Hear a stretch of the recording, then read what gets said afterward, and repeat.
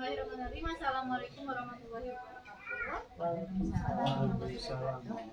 Alhamdulillahirrahmanirrahim. Kita bisa berkumpul lagi ya di hari Minggu pagi ya, di kegiatan Sun Morning ya, Sunday Morning Sharing oleh para pegiat literasi di Sukabumi.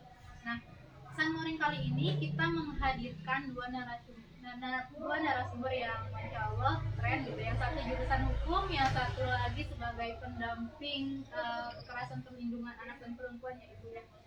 Nah, di sini kita udah ada dua narasumber yang Insya Allah akan menemani kita ya pada kegiatan Sun Morning ini. Kita akan sharing berbagi ilmu soal bagaimana sih cara penanggulangan dan apa itu gitu, apa itu pelecehan seksual, apa itu pelecehan pada anak, remaja gitu ya. Kita di sini mengenal lebih jauh gitu. Nah, di sini juga saya ditemani oleh rekan saya yang kemarin mengisi kegiatan Sun Morning terkait kanker ya, ditemani oleh Kang Rehan. Nah, di sini kita akan saling berbagi, akan memandu acara ini sampai selesai. Nah, temanya apa Kang? Tema untuk Sun Morning ini?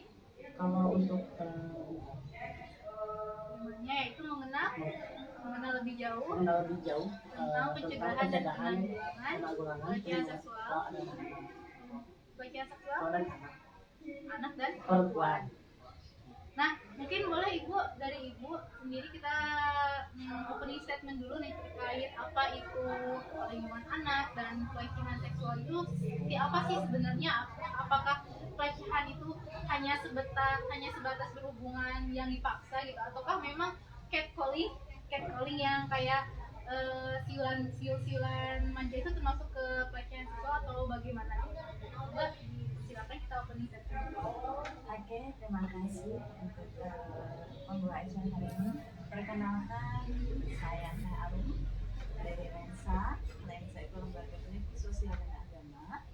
Saya sebagai pendamping di lapangannya bagi korban kekerasan atau perempuan dan anak. Nah, di sini saya akan sharing tentang pengalaman pendampingan di lapangan itu seperti apa sih bentuk-bentuk dari pelecehan itu tadi sendiri ya. Pertanyaannya seperti itu ya. Pelecehan itu ada secara fisik, secara psikis ya, dan secara verbal juga gitu. Yang tadi yang dari itu kebanyakan di kita itu pelecehannya itu yang dilaporkan itu kebanyakan yang fisik ya, secara fisik itu banyak sekali. Dan akhir-akhir ini aja minggu ini ada beberapa kasus yang didampingi. Dari kemarin kita dari hari Kamis itu kita bolak-balik ke Polres dan kabupaten itu kan sangat jauh sekali ya ke Polresnya, dari pelabuhan ya. Nah, malam Sabtu itu juga begitu juga jam 12 malam itu saya baru pulang dari Polres. Itu kalau namanya kita di lembaga ya, itu jam kerja kita itu 24 jam, tidak mengenal waktu gitu. Beda dengan instansi ya, seperti itu. Kalau pelecehan itu ya itu tadi ada beberapa pelecehan yang termasuk, kalau yang verbal itu termasuk tadi sweetan gitu kan, jadi itu termasuk itu, tapi jarang sekali yang melaporkan untuk pelecehan secara verbal. Bacakan berarti untuk pelecehan secara verbal, apakah ketika kita mengalami hal seperti itu gitu, apakah kita bisa melaporkan dan mungkin pihak berkaitan gitu, pihak yang berwenang itu bisa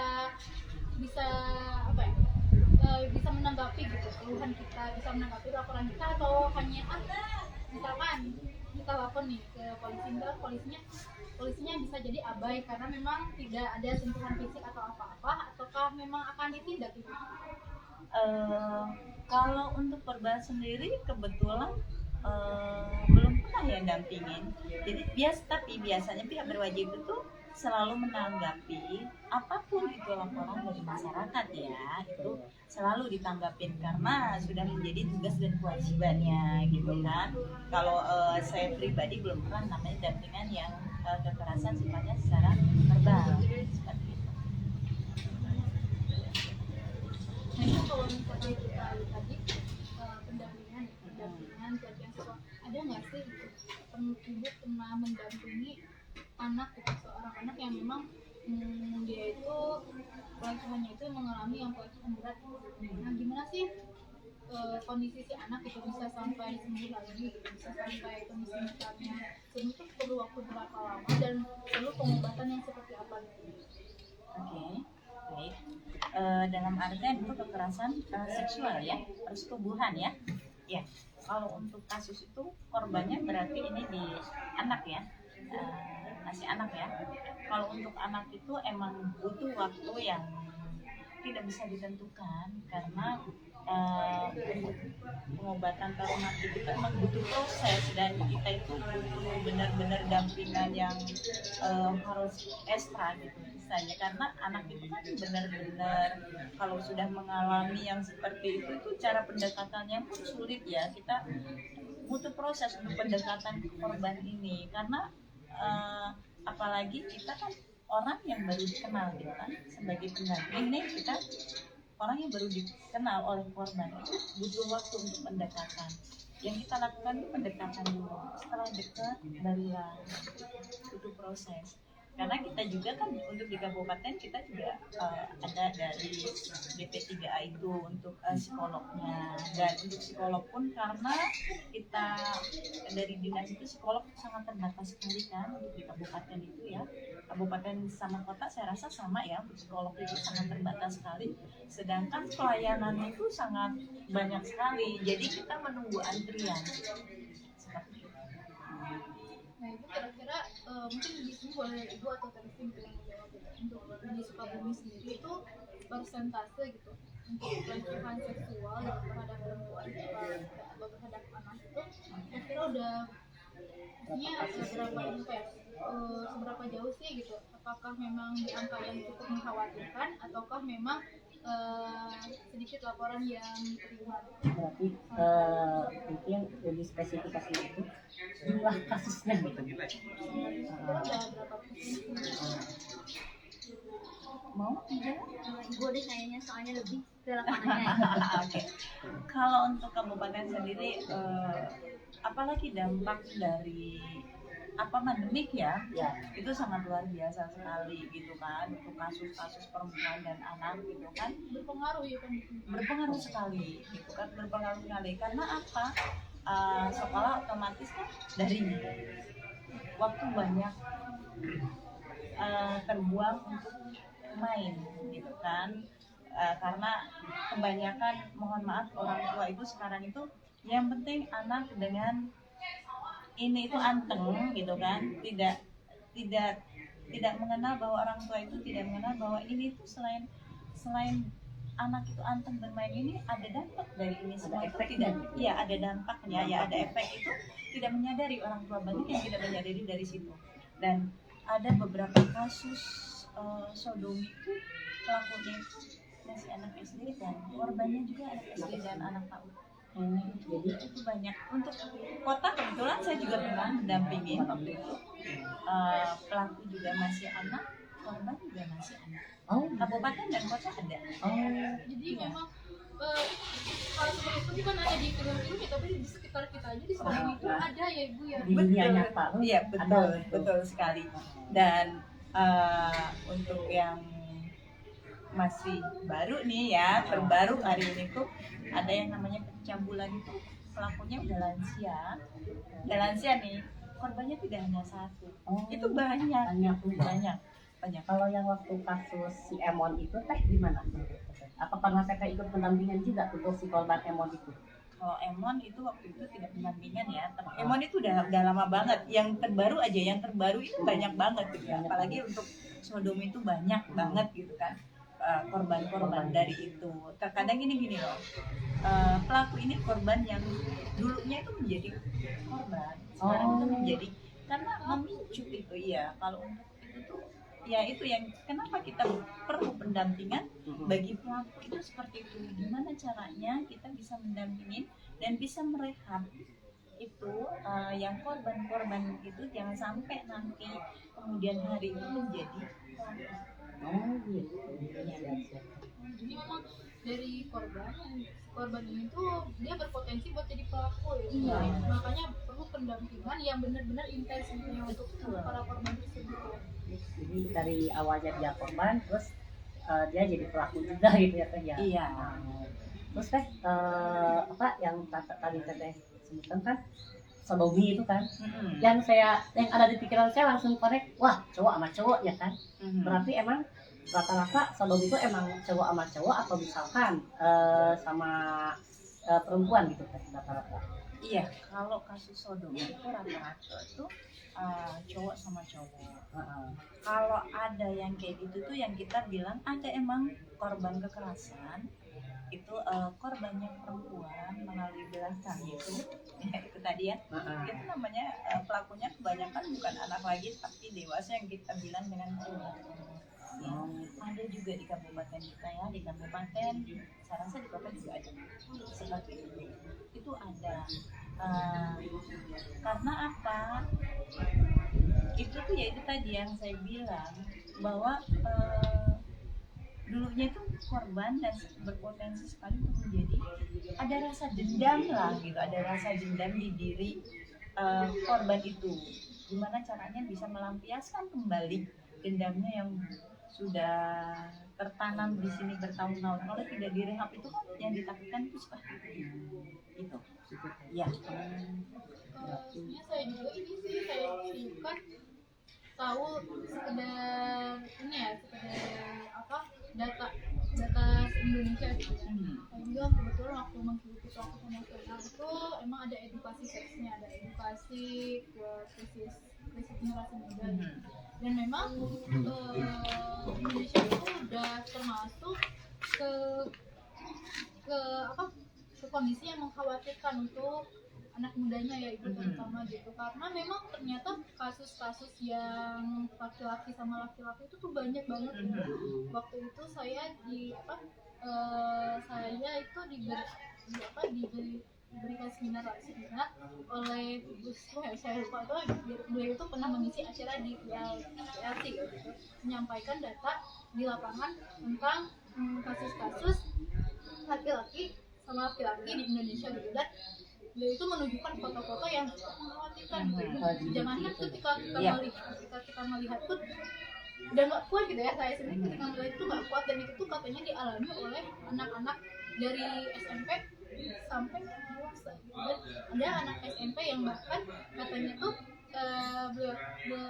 dia itu melakukannya tuh udah sering melakukan itu sampai akhirnya dia terjadi penyakitnya tuh ditunjukkan waktu itu penyakitnya dia benar-benar nggak bisa sembuh. HIV. Bukan HIV, Sipilis. kita apa lah pokoknya itu dia bukan HIV waktu itu penyakitnya benar-benar mengkhawatirkan, dan itu tuh bukan satu dua tapi banyak banget ya di Indonesia. Dan saya tuh di Sulawesi mungkin baru tahun 2000 ya, baru tahu sekarang saya tahunya se Indonesia. Iya. Benar-benar mengkhawatirkan ya di Sukabumi juga ya. Gitu kan. Iya. Ya mungkin teman-teman juga gini ya, berbagi pengalaman juga. Mungkin teman-teman juga belum mengetahui bahwa di kabupaten tingkat KDP juga tinggi gitu kan. Ya, teman-teman tahu kan KDP itu? Ya, aku tahu. Ya, itu juga tinggi gitu kan, tingkatan seperti itu gitu. Dan alhamdulillah sekarang teman-teman itu sadar bahwa kekerasan dalam pacaran itu bisa dilaporkan gitu. Terkadang teman-teman ada yang merasa malu untuk melaporkan karena ini aib gitu kan, dengan adanya walaupun dirinya juga babak belur seperti apa gitu. Dan sekarang itu udah mulai sadar lah, untuk kasus-kasus KDP juga udah mulai meminta dampingan juga gitu. Tapi yang barusan Sipa kan barusan menyinggung tentang LGBT itu ya. Nah, karena kan saya juga kan pernah di KPA juga, waktu itu sama almarhum Septi. Nah, itu kan karena saya dengan almarhum Septi juga kan satu tim kan dulu. Iya. Nah, gitu. Terus dengan Alma juga kan. Iya. Apa namanya itu? Kalau misalkan tentang kasus ini tuh menurut teteh nih misalkan saya disodomi misalkan, atau misalkan diperkosa oleh laki-laki nih. Nah, kalau misalkan gini teh, kalau saya sih no problem ya, kalau misalkan saya diperkosa sama cowok misalkan. Nah, tapi orang berita saya dilecehkan diperkosa tuh sampai ke orang tua saya gitu kan. Orang tua saya lapor lah ke polisi gitu kan. Kalau misalkan gini, saya diperkosa aku suka sama dia gitu kan, aku misalkan pacaran sama dia, aku pacaran dengan cowok gitu, itu menurut teteh gimana itu ya? Kalau misalkan suka tapi orang tua nggak mendukung gitu, Posisinya gimana dulu? Apakah ini masih anak atau sudah dewasa nih? kalau sudah dewasa. Iya, kalau sudah dewasa itu kan gini ya, dalam arti udah dewasa suka sama suka, itu ya. Nah, itu. Jadi memang mungkin tadi saya lebih tahu ya gitu. Jadi memang ketika kita misalkan punya pacar gitu, nggak misalkan punya pacar gitu, memang arehan sekarang usianya misalkan 20 nih, aku kemudian punya pacar usianya itu di bawah 18 tahun, nggak mau itu pacar arehan itu yang apa, yang misalkan si perempuannya gitu pacar arehan nawarin diri gitu, tapi tetap arehan yang salah gitu. Kalau anaknya di bawah betul ya. Itu bisa dilaporkan oleh orang tua. Nah, kebetulan ibu pernah mendampingin kasus yang seperti itu. Tapi Ini kalau ya. misalkan pacar saya misalkan om 40 ke atas gitu misalkan, itu berarti bisa dilaporkan juga apa gimana teh? Iya, usianya dulu ini. Usianya dulu. Usia ini posisinya berapa dulu? Kalau posisinya masih posisi anak, itu bisa dilaporkan. Kalau saya 24 remaja. Itu kan bukan termasuk anak. Iya. Anak tahu dong, Tahu, anak itu ya. usia anak itu dari usia 10 ke bawah. bukan. 17 ke bawah. 18 tahun. Nah, dari 0 sampai 18 tahun. Nah, itu berarti kalau di atas usia itu bukan anak tapi remaja dewasa. Kan remaja juga ada 3 ya, teman-teman juga perlu mengetahui ya, remaja itu ada 3 tahapan kan. Pra remaja, remaja tengah, dan remaja dewasa gitu kan. Nah, untuk kenapa pemerintah itu sudah menyiapkan yang namanya program itu posyandu remaja, posrem ya, posyandu remaja, untuk mengedukasi teman-teman kita yang remaja gimana caranya jangan sampai untuk menekan angka kekerasan yang terjadi di kabupaten dan kota ini. Pemerintah itu sudah menyiapkan program-program itu tadi dengan cara diedukasi oleh teman-teman kita melalui posyandu remaja itu tadi. Kalau posyandu remaja otomatis kita kan di tingkat desa atau tingkat RW, jadi bisa menyentuh ke remaja itu tadi sendiri. Nah, seperti itu. Mungkin ibu tadi maksudnya masya Allah, maksudnya saya juga kayak memang begini benar ternyata seperti ini gitu ya, kondisi Sukabumi dan pendampingan itu bagaimana gitu ya. Nah, sekarang tuh saya mau masuk ke ranah hukum ya dari kan mungkin dulu itu pernah sempat ke RUU PKS ya,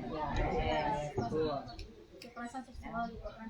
Nah, kira-kira menurut Risma kan sekarang RUU PKS itu kan walaupun banyak ditentangnya itu bukan karena si RUU-nya itu salah, tapi ditentang itu masyarakat banyak menentang itu karena memang banyak pasal-pasal yang rancu. Makanya si RUU itu bermasalah gitu. Nah, masyarakat yang menentang RUU yang rancu itu ya mereka menentang gitu, mereka menentang karena memang ketika dikaji RUU itu rancu gitu, bukan salah, kalau salah kan ya udah jelas salah gitu, tapi kan kalau rancu kayak benar tapi ternyata salah gitu. Tapi pemerintah berpikir sampai akhirnya RUU itu sekarang disahkan gitu. Nah, di RUU itu kan ada membahas sexual consent ya, jadi misalnya sexual consent itu satu sama suka sama suka. Nah, kira-kira menurut Risma sendiri gitu, gimana sih perihal yang suka sama suka ini gitu kan? Apakah memang apakah memang dibolehkan gitu kan? Ataukah memang tetap harus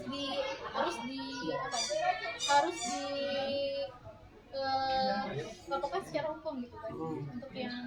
Untuk yang satu suka sama suka yang seksual consent gitu.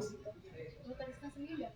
Baiknya, coba terima kasih banyak sebelumnya, dan Ibu terima kasih banyak sebelumnya untuk pembahasan tadi di laporannya. mengenai suka sama suka itu kan kita di Indonesia ini memiliki HAM ya, nah hak asasi manusia. Jadi kadang si orang yang dia punya kelainan yang tadi suka sama suka, misalkan antar laki-laki suka dengan laki-laki sejenis atau gender. sejenis. Nah itu kan mereka juga menaruhkan haknya, hak asasi manusia ini hak kita kan untuk suka kepada seseorang gitu. Nah kalau misalkan kita Kalau misalkan kita bicarakan kan, misalkan nih saya suka sama cowok misalkan kan, berarti kalau misalkan untuk saya suka dengan cowok itu nggak bisa diintervensi dengan orang lain dong ya, Nah, ya. gitu kan. Nah kalau misalkan kita membicarakan haknya, berarti itu hak kita kan. HAM itu kan ininya seumur hidup ya. Nah kita nggak bisa berbicara apapun karena dia mempertaruhkan haknya gitu. Tapi kalau misalkan kita berbicara di undang-undang ya, nah sebenarnya kalau misalkan ada kesepakatan dua belah pihak, ya kenapa tidak gitu kayak tadi ibu. Nah, gitu sih. Tapi balik lagi memang dalam RUU PKS itu kalau misalkan satu pasal suka itu memang di ini ya tidak dipermasalahkan ya. Tapi memang balik lagi ke norma ya. Jadi kalau misalkan kita bicara ranah hukum soal seksual konsen, mungkin ada perbedaan tadi, ada kontra, ada versi yang kayak misalnya kaum feminisme mereka kontra, mereka pro dengan RUU PKS karena memang benar-benar melindungi hak perempuan. Jadi tadi kita dijali mungkin ada beberapa yang menganggap bahwa si pasal-pasal itu ratu yang memang bisa melegalkan zina lah istilahnya. Nah betul Kan pasal itu 12 ya. Nah apakah zina tersebut masuk ke pelecehan seksual atau tidak, nanti balik lagi ke tadi ya, balik lagi ke orangnya mungkin yang tadi ya, ada yang apa menerimanya sebagai seksual konsen, satu sama kita, ada pula yang memang nggak boleh gitu. Nah itu balik lagi ke kita ya, ini kan ranahnya bukan ranah apa ya, bukan ranah menyinggung soal agama atau apa ya, Iya. aja sharing aja gitu, apa berbagi opini kita gitu. Nah kita ke pencegahan, nah itu sama terisnya itu maksudnya apakah ada di apa ya, di dalam hukum itu ada yang apa, ada kira-kira soal pencegahan gitu, misalkan apakah diatur sedemikian rupa, tegas apa sih gitu hukum mengatur soal pencegahan dan penanggulangan pelecehan seksual ini gitu, khususnya pada anak. Ibu dulu. Sok, mangga. Kalau menurut Risma ya, nah sebenarnya kan hukum ini pada hakikatnya adalah sebuah aturan hidup. Hukum itu adalah aturan yang mengatur kehidupan, yang memiliki kewenangan, terus yang bersifat tegas gitu, dan memiliki sanksi yang tegas dan sifatnya itu dapat dipaksakan. Nah, karena tujuan hukum ini kan ada 3 yang memberikan keadilan, kepastian hukum sama kemanfaatan gitu. Nah, dengan adanya tujuan tadi, keadilan, kemanfaatan, dan kepastian hukum, itu hukum udah benar-benar mengatur gitu, bahwa mengatur sedemikian mungkin. Karena dalam adegium hukum dikatakan ibi society ius, di mana ada masyarakat di situ ada hukum gitu. Jadi setiap masyarakat, misalkan tingkah laku masyarakat pasti diatur. Oleh karena itu hukum dan masyarakat itu saling berdampingan. Nah, tapi di balik itu juga kembali lagi kepada norma. Nah, karena kan setiap undang-undang itu kan pasti melihat kondisi masyarakatnya pasti berubah-ubah, adanya HAM juga gitu. Karena kan HAM ini juga emang sifatnya melekat di kehidupan kita dari lahir. Nah, jangan sampai si undang-undang HAM itu bertentangan gitu. Tapi sekarang banyak juga loh teh ya, terutama kan tentang pelecehan anak dan perempuan kan. Misalkan nih oh iya saya korban gitu kan, terus hukumnya udah jelas ini pasal ini, kamu divonis ini, tetapi toh setelah divonis kok bertentangan sama HAM gitu. Nah, kenapa? Kalau misalkan bertentangan dengan HAM itu gimana menurut Teresa atau Teh Ari? Kalau menurut saya sendiri itu kan mengatur ya, itu kan ada beberapa yang memang terbatas semua ya. Itu bisa membatasi kenapa yang mencuri, contohnya gini aja, kenapa yang mencuri ubi ya, Oh iya, itu hukumannya lebih berat daripada yang mencuri daripada yang mencuri mobil misalkan, daripada yang mencuri uang rakyat. Karena memang di hukum itu mengatur gitu, kayak misalkan ini kalau saya salah koreksi yang dari Sadina, kalau misalkan kita mencuri di malam hari itu hukumannya bisa lebih berat karena dilakukan dengan tenang gitu. Tenang. Nah ketika kita mencuri siang hari itu hukumannya lebih ringan karena memang dilakukannya pada siang hari gitu. Jadi memang tidak butuh pada waktu tenang. Nah kita ambil contoh kayak kasusnya Ferdy Sambo. Kenapa Ferdy Sambo dihukum seumur hidup sampai hukum mati? Karena memang dilakukannya itu dengan tenang gitu, Dan berencana juga gitu kan ya. dengan berencana. Nah, kalau misalkan Ferdy Sambo tidak melakukan pembunuhan dengan tenang, misalkan itu pembunuhannya itu langsung aja misalkan ya, Otodidak itu ya langsung. aja tidak berencana nih, tidak berencana, itu tuh hukumannya pasti tidak akan sampai dihukum mati, pasti dihukumnya itu hanya belasan tahun atau puluhan tahun. Tapi karena pembunuhannya itu dilaksanakan dengan secara matang, dengan kondisi tenang gitu ya, dengan tenang, dengan istilah. Udah ada skenario nya gitu kan.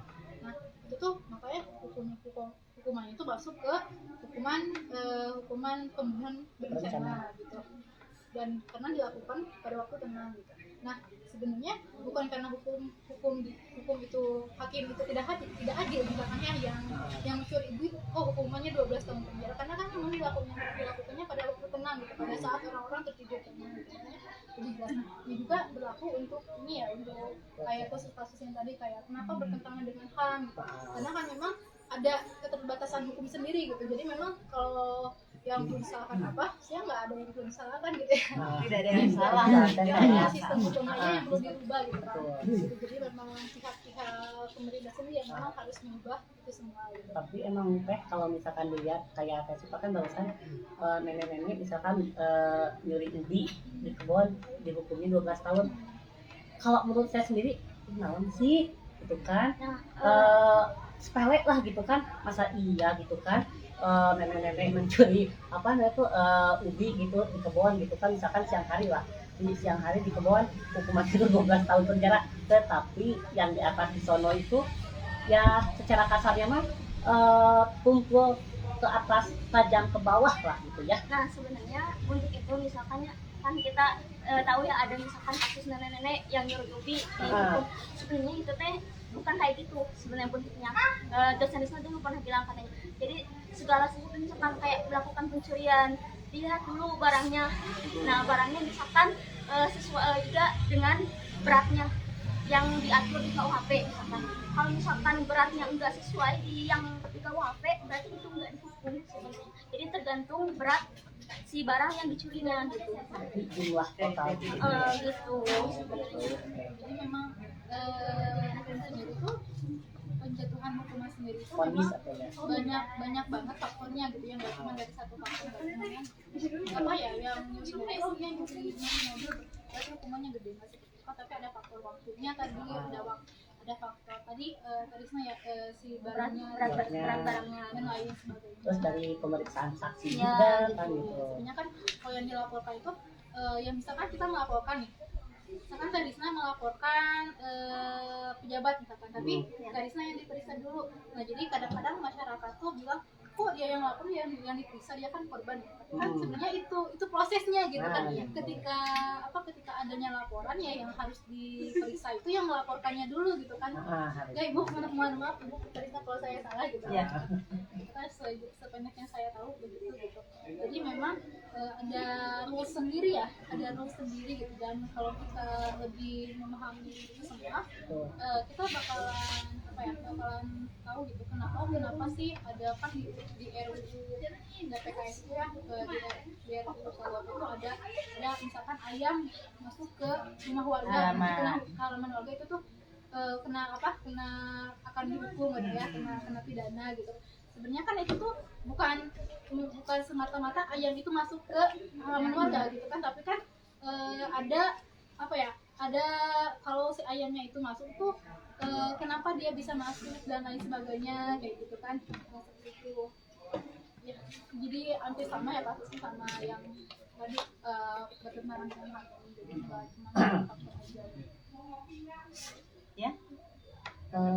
Ya Kak Arum pernah nggak sih Kak Arum ngalamin misalkan di lapangan itu pendampingan kan, misalkan nih yang saya sebutkan tadi tumpul ke atas tajam ke bawah, pernah nggak seperti itu? Misalkan nih korbannya rakyat jelata, tapi pelakunya misalkan hewan atau misalkan pejabat-pejabat tinggi gitu. Oke, pernah kita mengalami waktu itu tahun berapa ya, Hmm. pelaku dari pelecehan seksual itu.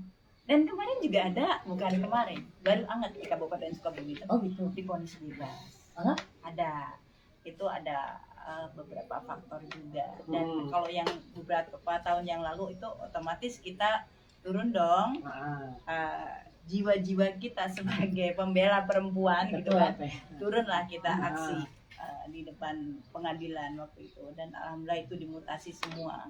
Dan kalau yang kemarin itu kan yang anget itu kan kesalahan dari pemangku kebijakan ya, yang disebut pemangku kebijakan karena tidak ada tanda tangan sama tanggal. Oh, gitu. Itu bisa fatal kan, bisa divonis bebas, itu Oh. ada.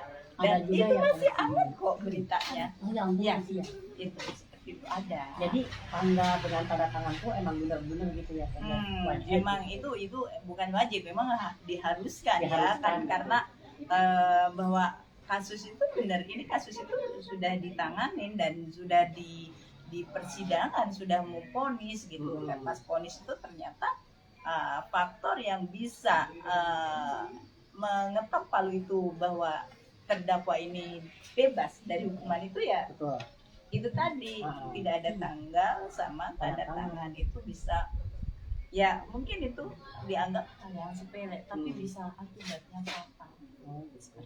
Tapi Teh, kalau yang tadi saya sebutkan kan yang tadi di dalam kan sempat Teteh berkolaborasi dengan LPSK, Lembaga Perlindungan Saksi dan Korban. Nah, yang saya tahu kalau misalkan dengan LPSK itu misalkan contoh kasus pembunuhan Sambo kan Richard Eliezer itu kan dilindungi oleh si LPSK.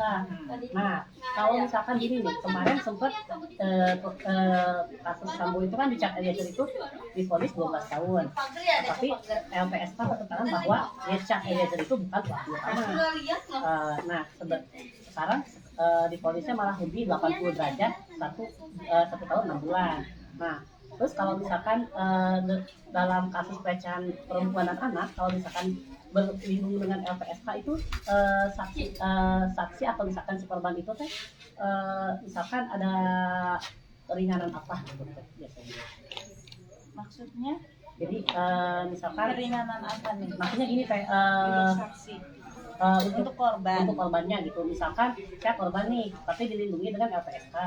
Nah, misalkan kalau ke depannya atau misalkan si terdakwa ini sudah bebas itu dalam perlindungan LPSK saya gimana gitu? Oh, oke.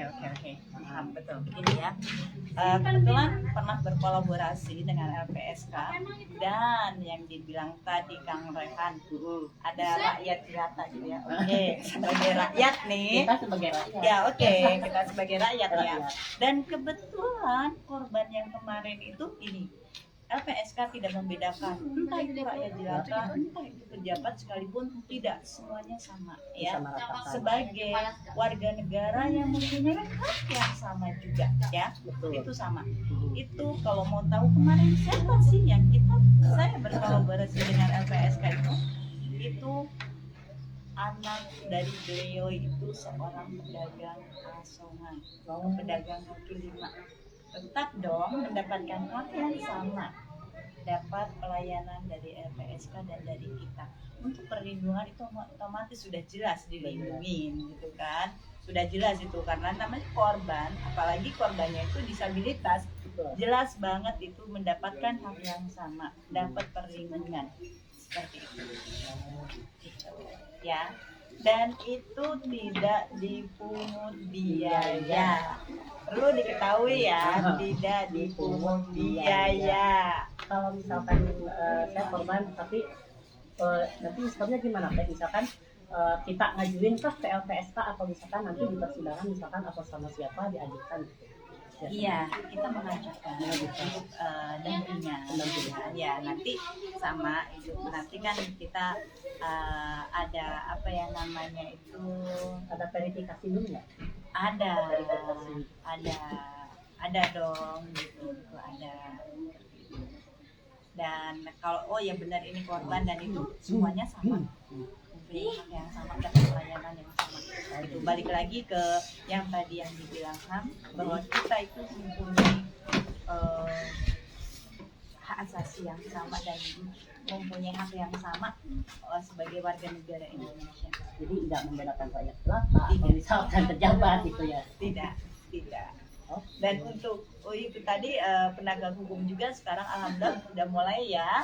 Nah, untuk sekarang juga kan ada nih pelaku dari kekerasan seksual itu, beliau itu diproses tetap gitu kan, ada gitu kan. Ya tadi jangankan itu sabu aja kan Iya. diproses itu. Polisi. Prosesnya lama. Iya. Iya. Itu menghilangkan nyawa juga. Iya. Nyawa dengan nyawa. Seperti itu. Mungkin saya akan sedikit bahas soal pedofil ya. Ya. Gimana sih kan kadang ada yang pelaku itu dihukum 6 tahun gitu ya karena betul. sedangkan kan korbannya itu masih kecil ya. Kita di pelakunya bahas itu kan yang namanya mereka nggak bisa ini ya gue maksudnya lu nggak akan berhenti gitu ya kalau nah apakah nanti si anaknya itu dari pihak pelindungan anak sendiri itu tidak mempertimbangkan hal tersebut itu nanti ketika nanti itu di penjara misalkan 6 tahun atau 10 tahun.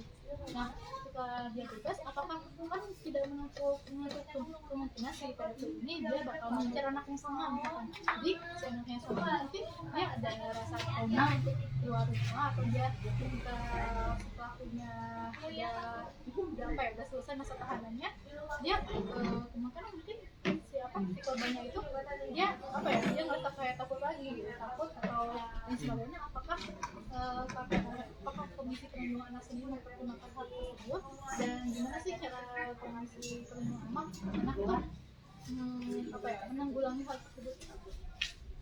Oke.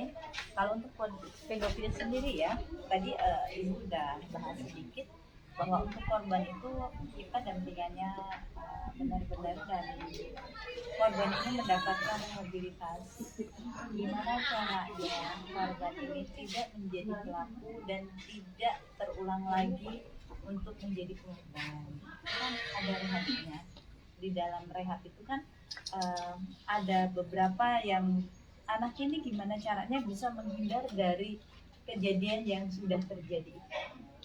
Maksudnya tuh yang si pelakunya itu apakah nanti si anaknya itu sama KPA itu akan diawasi sampai dia beranjak dewasa sampai si pelakunya udah bebas lagi ataukah memang udah aja berlangsung sampai rehabilitasinya selesai gitu pelakunya bebas gitu udah gitu maksudnya nggak ada apa-apa lagi gitu ataukah memang KPAI atau perlindungan anak itu melindungi sampai memang ketika si pelakunya bebas ya itu dilindungi lagi ataukah misalkan si pelakunya diberi rehab atau Iya, maaf ya di sini berbicara KPAI karena kita bukan dari KPAI, mohon maaf sekali itu bukan ranah kita.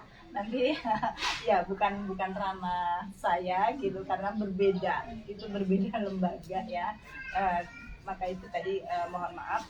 Kalau untuk namanya dampingan itu gimana balik lagi ke keluarga masih membutuhkan dampingan dari kita kok atau sampai di mana butuhnya dampingan dari kita itu yang kita dampingi. Kalau untuk pelaku sendiri di dalam sana di dalam lapas itu juga ada rehabilitasi, ada beberapa kegiatan yang harus diikuti oleh para napi itu tadi kan, kalau di dalam gitu kan seperti itu ya gitu. Kalau untuk pelaku kalau pelakunya masih anak berarti itu juga jadi dampingan kita juga. Tapi kalau pelakunya dewasa itu di luar batas kita gitu.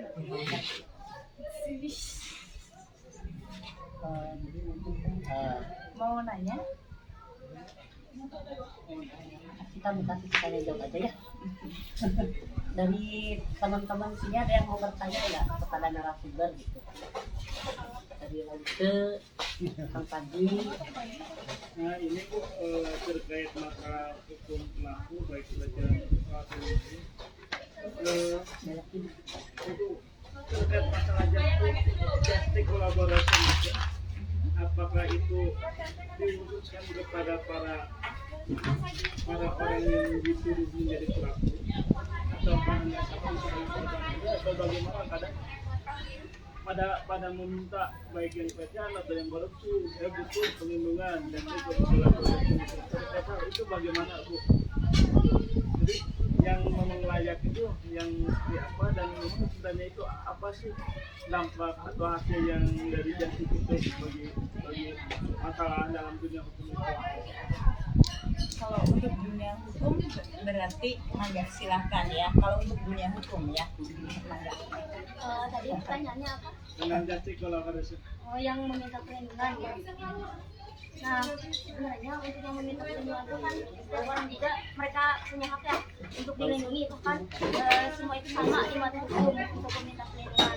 Nah, maka itu emang udah hak mereka untuk dilindungi. Nah, dengan adanya tadi kuasa hukum kayak PA, pendampingan itu termasuk perlindungan. Ya, yang layak untuk mendapatkan justice itu seperti apa? Karena kan ada yang dituduhnya ini adalah sebagai pelaku atau terdakwa, tapi dia juga jadi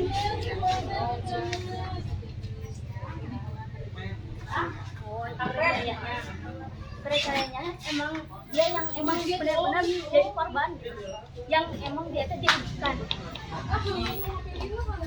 Kayak misalkan si pelaku kan dia dirugikan banyak, berarti dia berhak untuk mendapatkan perlindungan.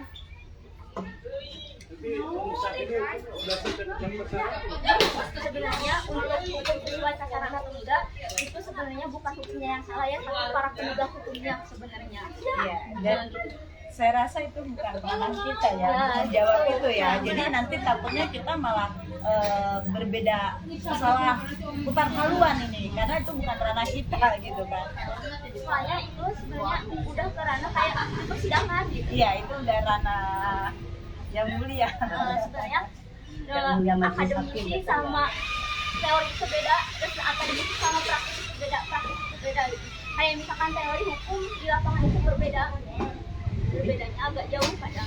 Risma, berarti kalau misalkan pertanyaan kampanye ini cocoknya misalkan nama advokat atau misalkan dengan yang mulia majelis hakim. Iya. Lebih afdolnya itu dengan yang mulia majelis hakim ya. Iya.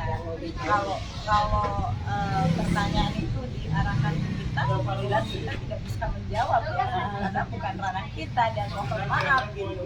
Itu sih seperti itu. Tanya apa kita nanti jangan sampai malah salah berbicara. Gitu. Itu sih. Enggak, ada lagi. Kalau untuk yang pendampingan perempuan sama anak-anak itu apa bedanya? Yang anak aja sama jatuh, kalau yang perempuan gitu saya. Jadi misalkan yang anak ini pendampingannya tetap tadi sesuai kebutuhan dari keluarga, ataukah memang ada jangkauan tertentu? Jadi misalkan yang perempuan itu atau memang sesuai kasusnya gitu. Kalau misalkan kasusnya parah, berarti memang pendampingnya agak lebih lama. Iya. Perempuan dan anak itu sama gimana kasusnya juga ya, gimana dari psikis atau mental korban itu tadi sendiri gitu kan. Terkadang juga korban itu ada yang membutuhkan sampai ke rehabilitasi juga, ada yang hanya dampingan psikolog pertemuan 1, 2, 3 kali cukup, ada yang cukup dengan konselor itu ada, jadi ada tingkatan-tingkatan itu seperti itu ya. Sesuai kasusnya ya? Iya betul. Kira-kira yang pengalaman itu paling cepat tuh pendampingannya berapa lama sih sampai korbannya keluar? Misalkan kasusnya Kalau itu ya kalau lama dibilang lama gimana, jadi dari pelayanan juga ya, kadang ada yang 3 bulan bisa gitu kan, tapi ada juga kita dampingan itu kalau dibilang ada yang cukup lama juga ada. Kadang kan korban ini masih anak, terus kita dampingin terus, kita pantau sampai menikahnya anak itu ada, dan dari kita juga yang menikahkan ada, ya jadi udah apa ya, udah warna-warni kayak pelangi gitu. Rainbow gitu ya.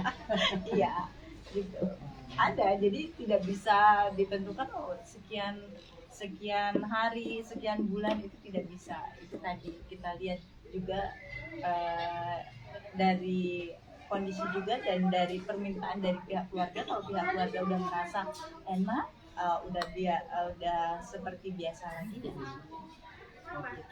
Itu teh apa itu masalah dengan pendampingan itu ya teh ya. Kalau misalkan nih saya korban, terus kan biasanya suka ada minta visum kan ya.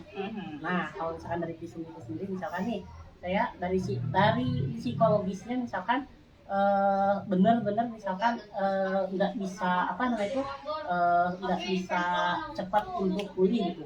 Tapi kalau misalkan itu misalkan nih dari psikis itu sendiri misalkan itu nggak dari psikologinya gitu, misalkan dari psikologi ahlinya gitu didampinginya misalkan 24 jam kah, atau misalkan fisik atau gimana?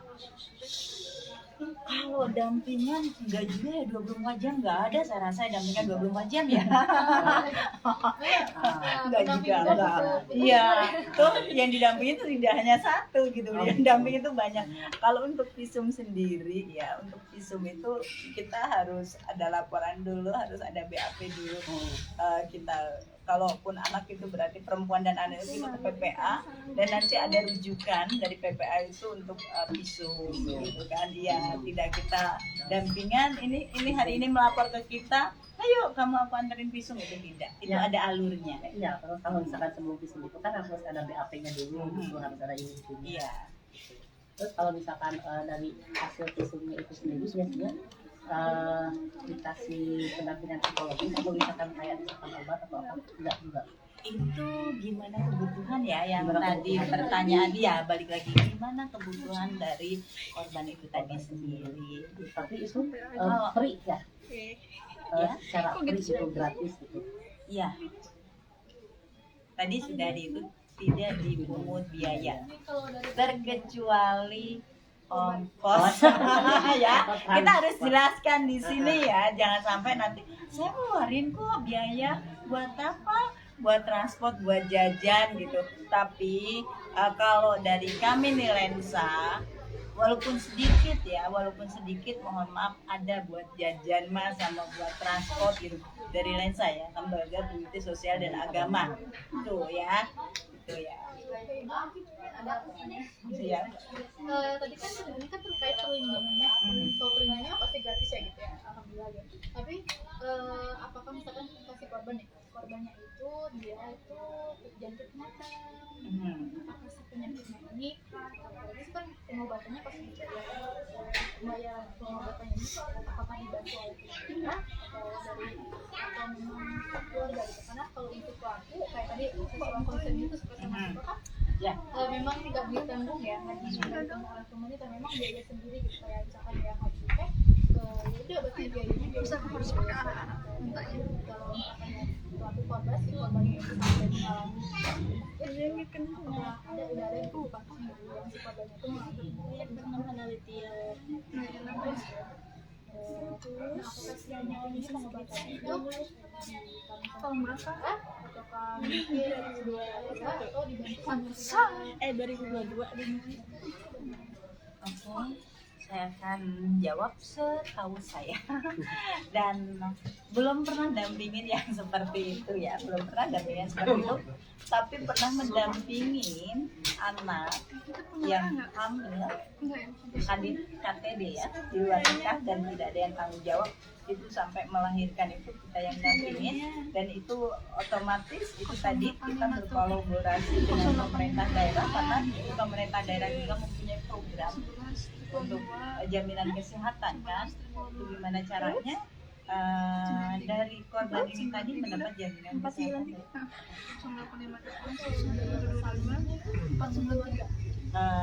Kita berkolaborasi dengan pemerintah.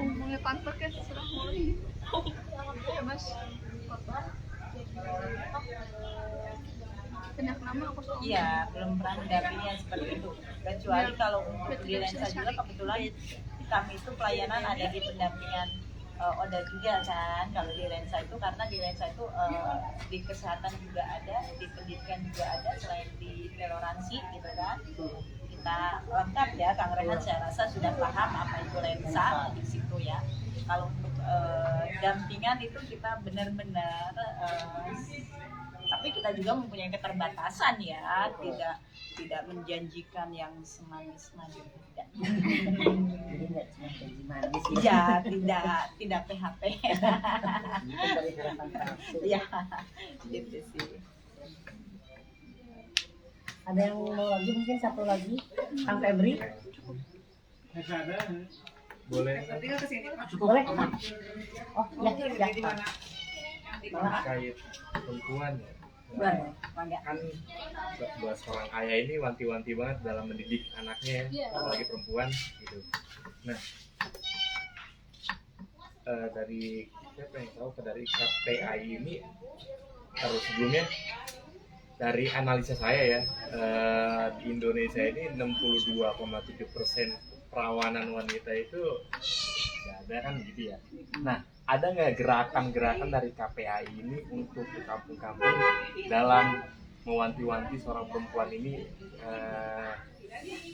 di masa remajanya yang sok tahu gitu, dan rasa ingin tahunya itu biar tidak terjerumus kepada hal-hal yang negatif gitu. Apalagi kan teknologi ini makin berkembang gitu kan. Nah, dampaknya kan pasti ada juga. Nah, itu pencegahannya ada nggak itu dari gerakan-gerakannya? Terima kasih. Balik lagi, mohon maaf sebelumnya saya bukan dari KPI. Ya, Ini dari ya, Lensa. jadi saya mohon maaf itu bukan lembaga kami. Takutnya kalau menjawab saya salah, tapi kalau pertanyaan itu ditunjukkan ke saya mau jawab. Oh iya. Dari Enggak, setahu aja maksudnya Iya, gitu, setahu iya. aja ada gerakannya enggak? Iya, soalnya kalau ada ya, ada gerakannya. Kebetulan di Kabupaten Sukabumi itu kita sudah mempunyai Perbu nomor 18 tahun 2021 itu tentang Perda. Tentang pencegahan perkawinan anak ya, di situ ada kegiatannya juga. Dan tadi saya juga sudah sampaikan bahwa di Kabupaten Sukabumi ada program yang namanya Posyandu Remaja. Itu yang Posyandu Remaja itu dari remaja untuk remaja oleh remaja ya. Jadi kadernya pun kader remaja ya gitu. Gimana caranya itu remaja yang dari pra remaja sampai remaja dewasa itu kita berkumpul di situ, diedukasi gimana caranya kita menekan angka kekerasan seksual itu tadi, ataupun karena emang betul yang namanya KTD atau kehamilan tidak diinginkan itu sangatlah tinggi gitu kan, tadi yang dampak dari pandemik itu tadi. Kalau berbicara keperawanan itu balik lagi hak seseorang itu ya, kita tidak bisa mengejas kamu nggak perawan atau itu tidak gitu ya, kita tidak boleh seperti itu gitu. Kalau untuk menekan atau untuk mencegah itu kita ada upaya-upaya itu. Di Koalisi Perempuan Indonesia itu ada yang namanya juga temu remaja. Itu ada di beberapa kecamatan dan ada beberapa desa. Di situ ada kegiatan temu remaja. Yang namanya itu kita mengedukasi remaja-remaja di wilayah cakupan itu tadi, gimana caranya jangan sampai ke pergaulan yang di luaran sana, karena remaja itu keingintahuannya kan lebih tinggi. Itu gimana caranya kita bisa mendampingi remaja-remaja itu jangan sampai salah jalan, salah bergaul.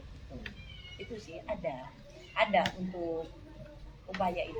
Mungkin lebih spesifik lagi, kalau mungkin dari pertanyaan yang kami itu pendampingannya seperti apa sih Bu buat remaja-remaja itu? Apakah pendampingan dalam pembelajaran atau pendampingan dalam mereka memahami kekerasan seksual atau misalkan memahami reproduksi atau Iya.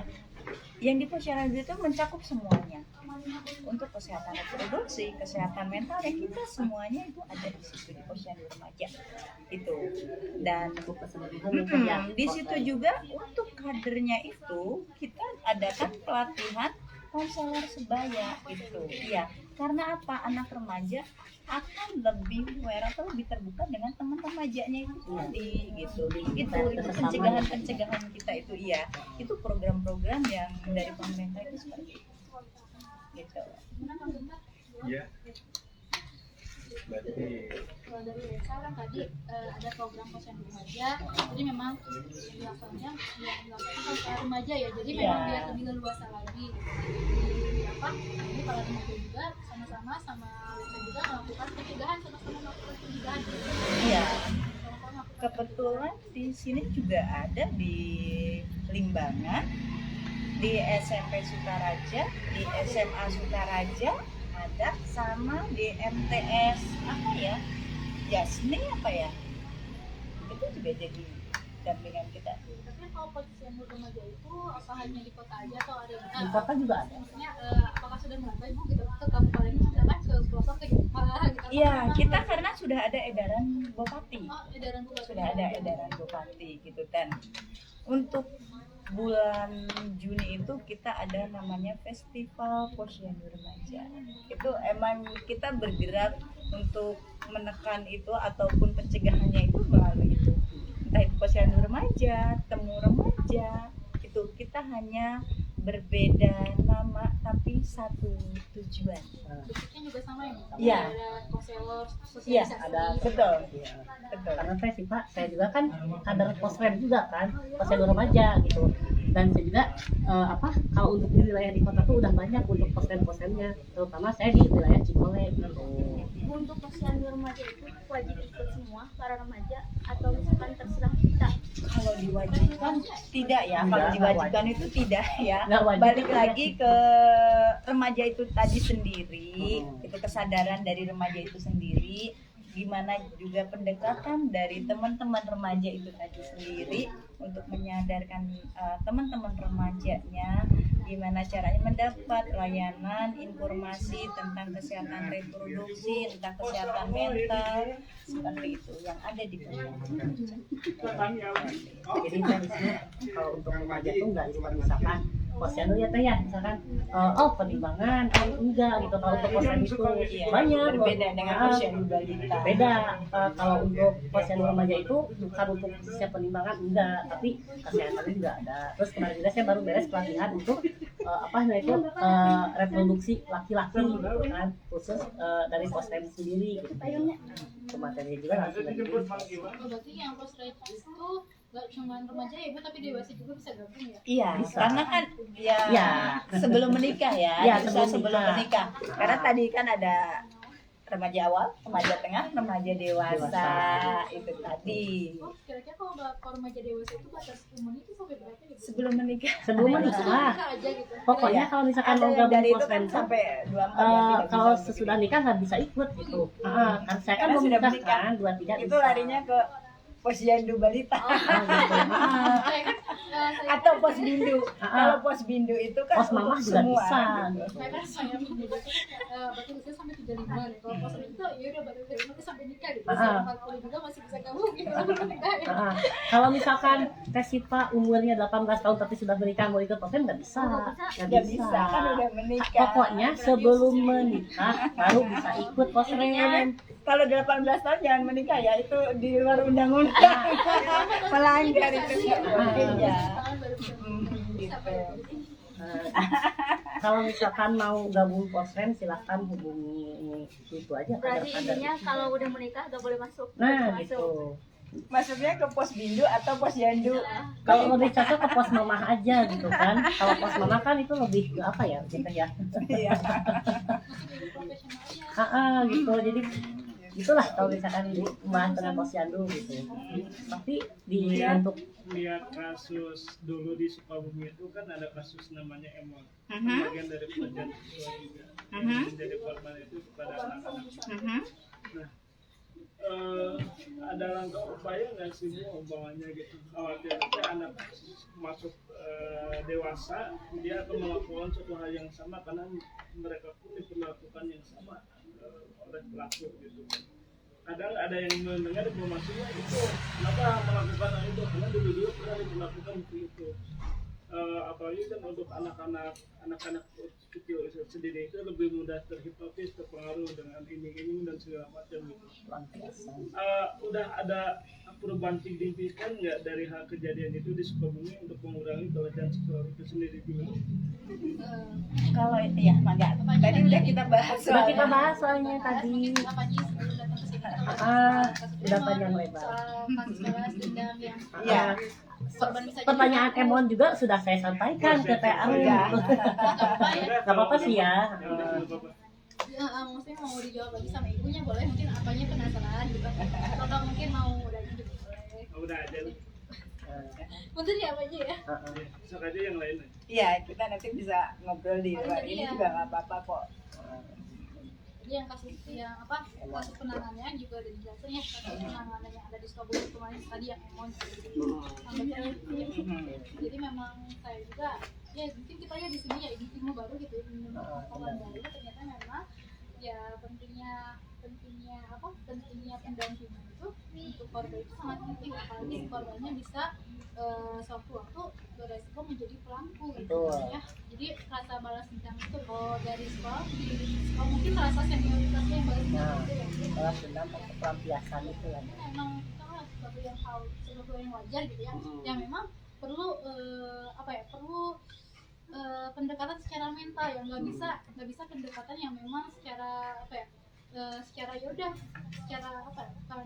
secara nggak langsung ya, secara nggak harus bertahap aja apa sih kalau yang nggak bertahap itu harus bertahap, harus intens ya, nggak bisa mungkin nggak kalau pakai logika ya dia korban berat aja kan kita nggak bisa seperti ya, kita harus pakai hati gitu ke bawah sehingga dia akan ada rasa dendam pada suatu saat yang bisa seperti itu.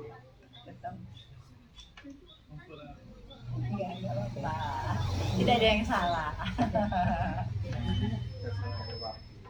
Iya. Mungkin ibu kita karena waktunya sih udah nggak terasa udah hampir sejam ibu kita ngobrol. Mungkin saya mau minta closing statement dari ibu sama Kak Risna ya. Untuk closing statement buat kita gitu. Banget tadi semua. Kalau dari Risna ya untuk closingnya kita sebagai manusia juga harus memperkuat keimanan kita gitu supaya tidak terkena pelecehan gitu. Nah, terus yang pertama kedua juga kita harus mencari pemahaman mengenai bahaya pelecehan seksual itu. Nah, yang terakhir kita jangan terlalu bermedia sosial. Jadinya jangan terlalu segala sesuatu ke media sosial kan, kayak misalkan update foto apa-apa gitu. Update foto yang kurang bagus. Nah, itu harus dibatasi gitu. Karena kan sekarang kejahatan itu kan nggak tahu ya, sekarang udah lebar gitu, banyak, apalagi melihat teknologi yang semakin canggih, kejahatan bisa masuk dari segi apapun. Kayak misalkan kita misalkan seorang laki-laki mengomentar akun perempuan dengan kata-kata yang tidak senonoh, nah itu bisa juga masuk ke pelecehan seksual non fisik gitu. Nah, itu bisa dipidana. Mungkin hanya itu saja kalau dari kita. Oke.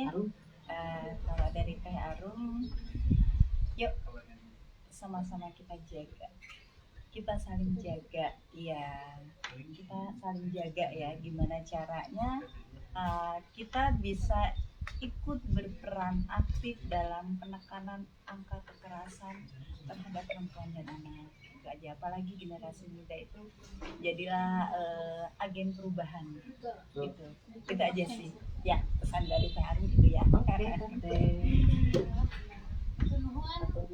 Ya, Teh Arum, tapi saya lebih Teh Arum, Kak Risna ya.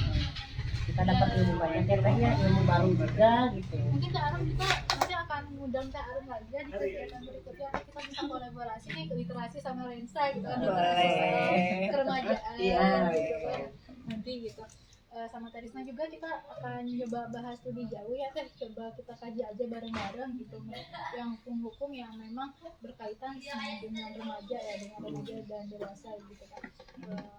Makasih banyak Teh Arum, Terisna di sini udah dari pagi gitu kan, terus mohon maaf juga dengan segala keterbatasan kita kondisi saat ini gitu kan tadi ada hal-hal yang memang di luar perkiraan kita gitu kan.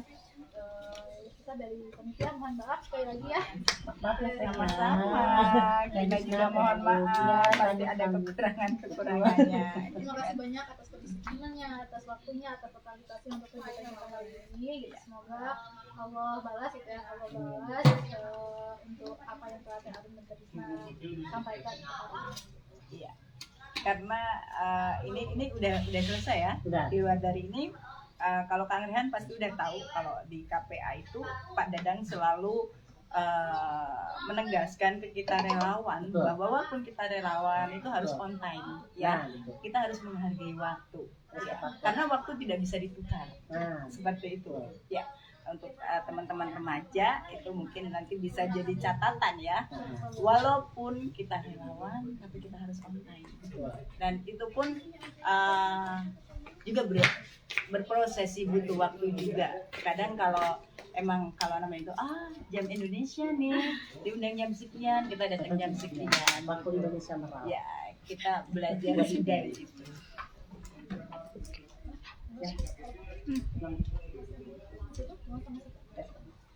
Ya, saya Siva sebagai moderator izin menutup kegiatan kita pada kali ini. Mari kita tutup dengan mengucapkan hamdalah bersama-sama.